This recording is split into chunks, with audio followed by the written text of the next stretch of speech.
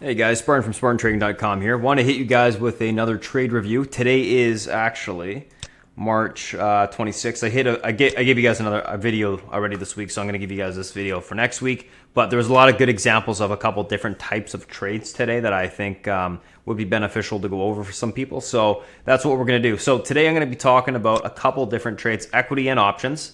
And what I want to talk about is reversal trades and basically breakout continuation trades. And then I want to talk about a lotto option trade that I did on Intel for 1,000%. So let's take a look at the first one. So we'll talk about this GSX. Basically, if you guys were trading on this Friday, a very hectic day.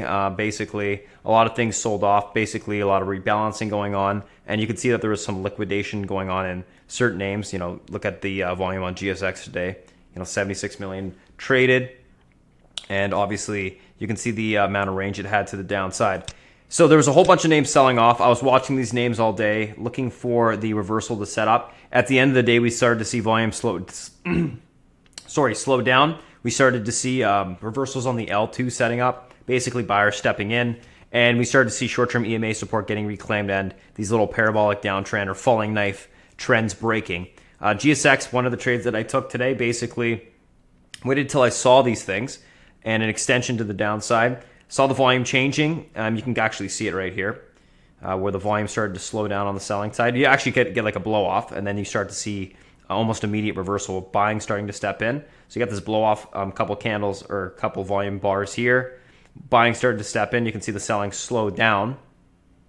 Blow off volume again, followed by buying volume immediately, and then the buying volume started to step in. And that's when I was basically watching the L2 to see this at the time. And I ended up getting long the stock down here, and I'll just bring up this. You can see that I got long it at 31.54, added a bunch 31.61, 31.65, 32, 32, 32. Sold a bunch at the 35.94 spot. So a couple points of room to the upside, 3.5, almost 4 points roughly. Started to pull back a little bit. I ended up adding into the position at 36.41, a little bit at 38, and then it started to basically fail to get through the EMA support on the intraday, so I just exited the entire position.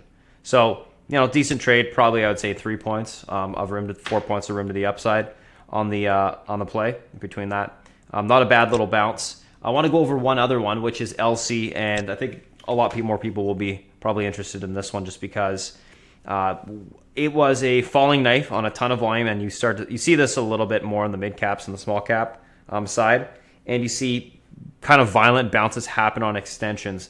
So again, I was watching the L2 to see this on LC, and I do trade on a 10-minute chart, but I'm just showing you where the fills are on like the lower time frames. But anyways, first big pull, big extension on this candle right here.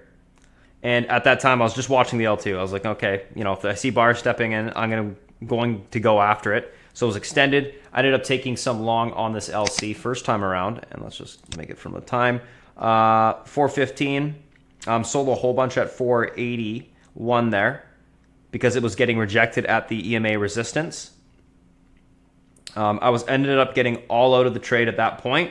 I waited again till I saw an extension to the downside. So I ended up buying it again down here when I saw this basically double bottom forming on the 10-minute chart. Added a little bit into the position. You can see at, So got in at 1350, sold it at 1370. That's right, I got out of the entire position. And then I started to see that this bottom was holding up, so I got back in at the 1370 level. And then we actually started to see it bounce to the upside. And I had an EMA resistance as my target, and then I was just selling into the 1430s, 1430s, and then 1512, 1530, which was the big EMA resistance on the chart. At this time, I was trading GSX, LC, and VIAC at the same time, as well as Intel and a whole bunch of other things at the end of the day. So I was just trying to make the money and move on. But again, this one, again, looking at that volume reversal on the L2 after a big sell-off. This is not easy to do, catch these bottoms, but it's all the same pattern. We're looking at the L2 to find that volume reversal, looking for that short-term downtrend break, and then you're looking to buy some. Use recent lows or just below the recent low intraday as your stop, and you're looking for retests of EMA resistance levels or trends to the upside. We can talk about Viacom as well because I mentioned it anyways. Here's the Viacom, same thing, exact same sort of setup. I did this actually this one in 2 accounts, but this is the Viacom in this account. Same thing, got in 41.26 as it started to put up a bottom. This is actually the first one I went into, I believe. And then sold some at 42, 44, 43, bought some more at 45, sold at 46.60s, bought some more at 46.80, and then I sold the rest at 47.60. So I was trading around the core here, and it's probably, I don't know, you could say it's 6 points on that trade. Not bad. Again, reversal play, nothing really different from the other ones. Just waiting and waiting and waiting until we start to see that the sellers are starting to dissipate on the volume as well as on the L2. And then at that point, when the trend started to break or short-term EMA support starts to get reclaimed, go after it. Don't hesitate. Put your stop, get it in place. Obviously you don't start with big size, you start with small size because, trying to catch falling knives is very difficult.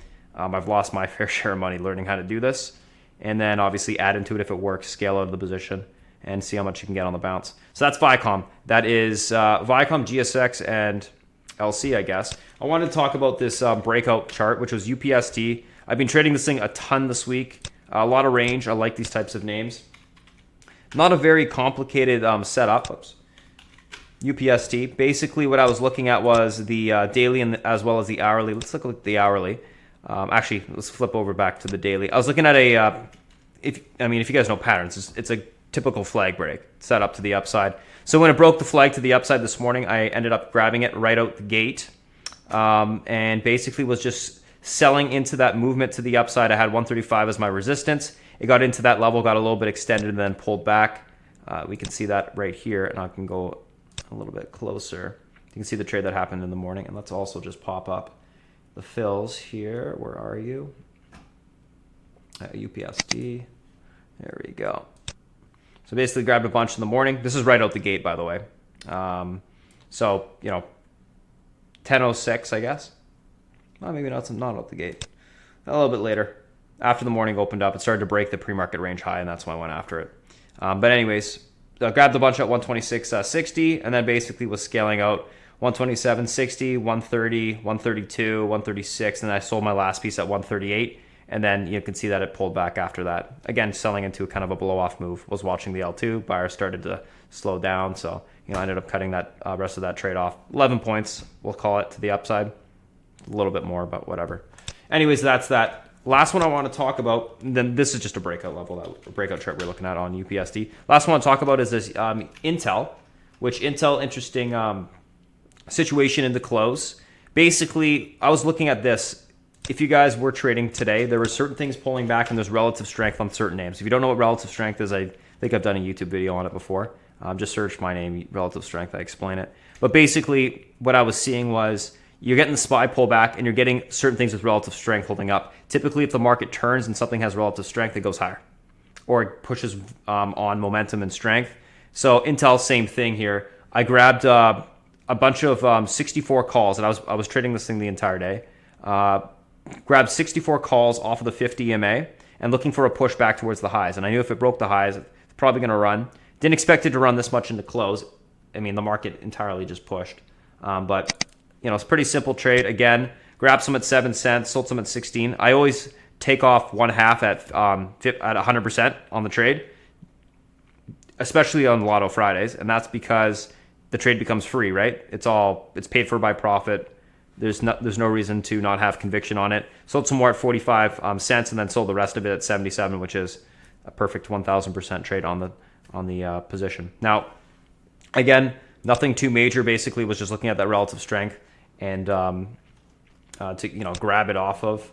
Let me see if I can pop up the chart so you can see the actual fills on the option chart. I think I should be able to. Let's see. There you go. So you can see the pullback into the 50. May I grab it here? Actually, could have grabbed it lower, it looks like. But anyways, grabbed it at 7 cents. Was holding it, looking for a reversal, and then I started selling it on the way up, as you could see. That was the first big pop. I sold in that 45-cent level. Always hold a piece if it's running, and then I sold the rest at that 1,000% mark. So, not a super complicated trade, but it is worth noting what you can do with options when there's relative strength in a name, how you can basically go after them or make a plan to go after them. Okay, I think the market's going to push, and I think it makes sense to roll into this position because of that. It could have, nice amount of momentum and potential for a big push to the upside. So that's a couple different trades. Actually, it was like 5, I guess we went over. But yeah, if you guys have any questions, feel free to reach out, spartantrading.com. Thanks for watching. Hopefully you guys learned something, and I'll talk to you guys next week. Have a good one.